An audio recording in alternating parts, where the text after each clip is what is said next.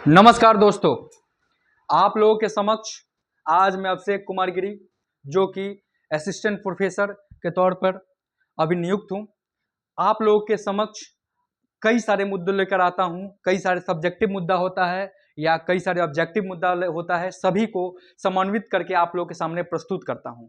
अभी का जो मुद्दा एक मैंने देखा जो कि मुझे जो है कि लगा कि आप लोगों के समक्ष बताना चाहिए, बीपीएससी ट्री 4 बिहार के उन सभी विद्यार्थियों से मैं निवेदन करना चाहता हूं कि आप डायरेक्ट या इनडायरेक्ट रूप से आप बीपीएससी से प्रभावित होते हैं। आप किसी एग्जामिनेशन को दे रहे हो या आप सिर्फ एग्जाम की प्रिपरेशन कर रहे हो, तो आपको यह जानना होगा कि क्या बीपीएससी ट्री 4 आखिर ये मुद्दा, ये बवाल क्यों पड़ा कि जिस दिन शपथ ग्रहण है उसके ही आसपास आपका जो है महा आंदोलन देखने को मिलता है और बहुत बड़ा लाठीचार्ज भी देखने को मिलता है। देखिए इसमें मुद्दा क्या रहा।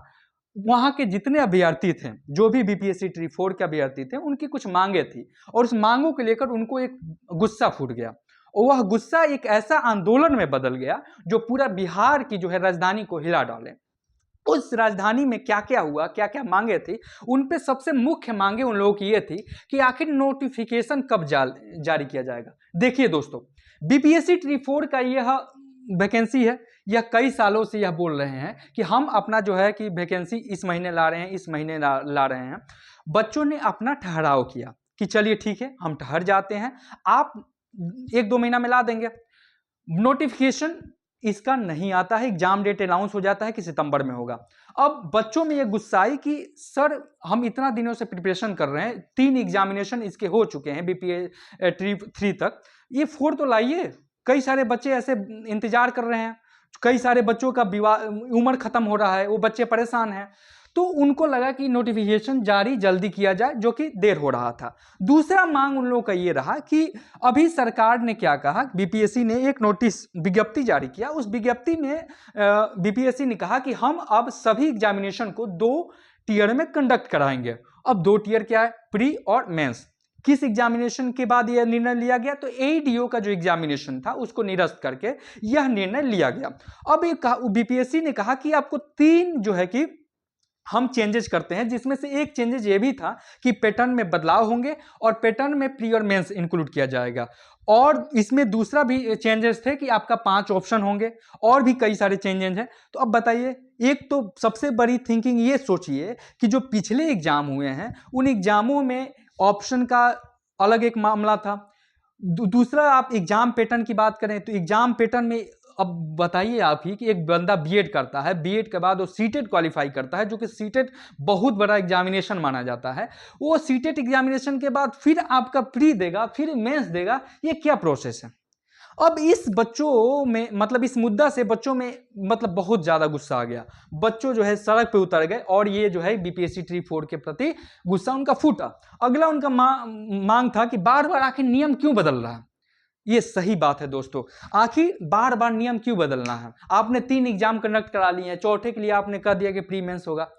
सर ऐसा नहीं होता है। मेरा अगर बीपीएससी तक वीडियो जा रहा है तो देखिए, अगर बीपीएससी तक हमारी वीडियो जा रही है तो सभी लोगों से और सभी के माध्यम से मैं अपना एक बात रखना चाहता हूं कि देखिए ये तो मांग थी ही, और दूसरा मांग ये भी है कि आप नेगेटिव मार्किंग जो है कम से कम इसमें लागू ना करें। देखिए हम टीचर दे रहे हैं, अच्छी बात है, हम लोगों ने उनसे सीटेट पास करवा लिया, बीएड करवाया, उनका एक पैटर्न आधारित हो गया है कि वो पढ़ा सकते हैं। एक एग्जामिनेशन हम लोग लेते हैं जो कि उनकी एलिजिबिलिटी टेस्ट है, वो पास कर लेते हैं। अब देखिए अब कितना एग्जाम कराया जाए, उसमें भी नेगेटिव मार्किंग इतना होना 1/3 वाला, ये थोड़ा सा मुद्दा सही नहीं है। अगर आयोग तक वीडियो जा रही है तो आयोग इस पर निर्णय ले। कम से कम जो पैटर्न में चेंजिंग है, पैटर्न अगर चेंज करना है तो ये तो हम इसके सहमति नहीं है। एक एग्जाम लीजिए, अगर आपने विज्ञप्ति जारी कर दिया है कि 2 एग्जाम लेंगे तो आप लीजिए, लेकिन उसको जल्दी से जल्दी क्लियर करिए, क्या करेंगे नहीं करेंगे उस पर बतला दीजिए। बच्चे कंफ्यूजन की स्थिति में है कि बच्चे क्या करें, आखिर बच्चे कंफ्यूजन की स्थिति में कितना देर तक रहें। इसीलिए आयोग से निवेदन है कि इन सभी मुद्दों पर ध्यान दें। अभी देखिए बात ये रहा कि अपडेट ये रहा है आप लोगों के लिए कि मिथिलेश तिवारी जो है कि शिक्षा मंत्री बने हैं, मिथिलेश तिवारी। अब देखिए मिथिलेश तिवारी का कहना था, ये जब मांगे उठी और मांग पे बातें चल रही थी तो मिथिलेश तिवारी कहते हैं कि देखिए दोस्तों, हम इस विवाद का जो है कि संवाद से जो है कि जवाब देंगे। अब सोचिए, ये हमारे शिक्षा मंत्री मिथिलेश तिवारी जी हैं, उनका कहना है कि हम इस विवाद का जो है संवाद से मतलब सुलझाव करेंगे या समझौता करेंगे या जो भी बात करेंगे। अब आप संवाद करिए, ठीक है, लेकिन आप संवाद में लेट ना करिए। उन बच्चों के लिए जो है कि बहुत देरी हो जाएगी जब आप संवाद में लेट करेंगे। आप अगर निर्णय लेना है तो TRE 4 के समक्ष निर्णय लीजिए। और इन सभी मुद्दों पे जो है कि ये गुस्सा फूटा था दोस्तों। आप टेलीग्राम पे जो है कि आप हमसे जुड़िए और वहां पे आप कमेंट करिए क्या है इसमें मुद्दा और भी क्या क्वेश्चन पूछना चाहते हैं। दूसरा बात है कि हमारा कोई भी प्रश्न हो, आपको कोई भी चीज हो, आप सब्सक्राइब करिए, आपको इन सभी मुद्दों से जानकारी आपको तुरंत मिलेगी। धन्यवाद दोस्तों।